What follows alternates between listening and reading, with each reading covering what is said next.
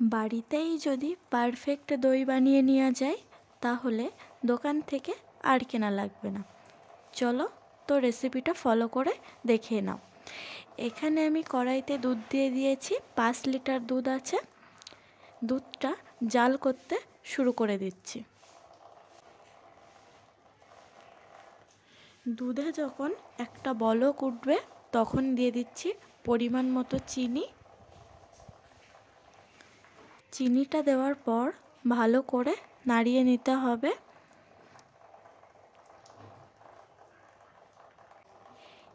এবার ক্যারামেল তৈরি করার জন্য আমি কড়াই নিয়ে নিয়েছি, কড়াইতে দিয়ে দিয়েছি সামান্য পরিমাণের চিনি।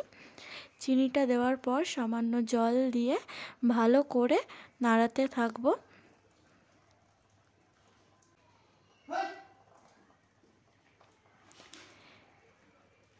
দেখতেই পাচ্ছ বন্ধুরা, ক্যারামেলের কালারটা চলে এসছে।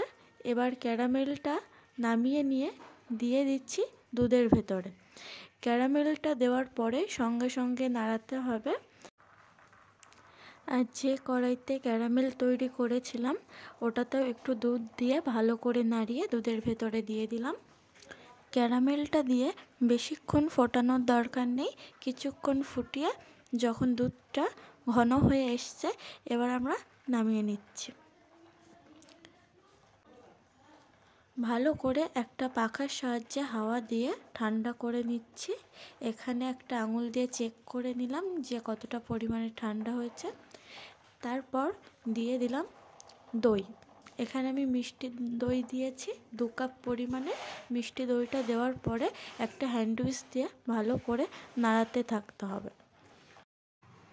একটু সময় নিয়ে হ্যান্ড উইস্ক দিয়ে ভালো করে নাড়াতেই থাকতে হবে।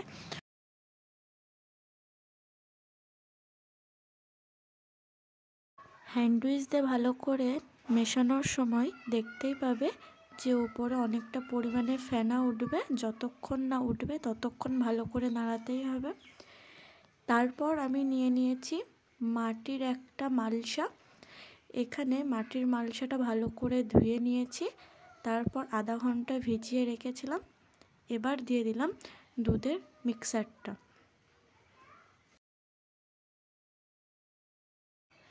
তারপর ঢাকার জন্য দিয়ে দিলাম উপর থেকে পেপারটা দিয়ে আমি ভালো করে এখানে বেঁধে রাখবো যেন বাইরের হাওয়া ভিতরে না প্রবেশ করতে পারে। তারপর একটা দড়ির সাহায্যে মুখটা বেঁধে নিচ্ছি।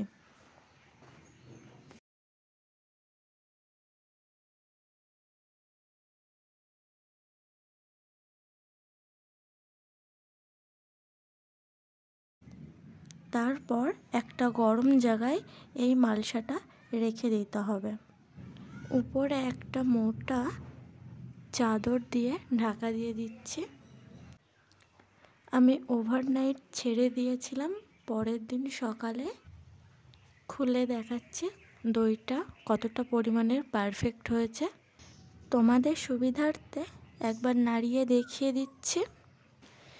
তারপর 2 ঘন্টার জন্য ফ্রিজে রেখে দিয়েছি। এবার কেটে দেখাচ্ছি কতটা পরিমাণের পারফেক্ট হয়েছে। দেখে হয়তো বুঝতেই পারছো উপরেও কিন্তু দোকানের মতো একদম লেয়ার পড়েছে। তো এইভাবে একবার দই বানিয়ে দেখো গাইস, দোকান থেকে আর কেনা লাগবে না।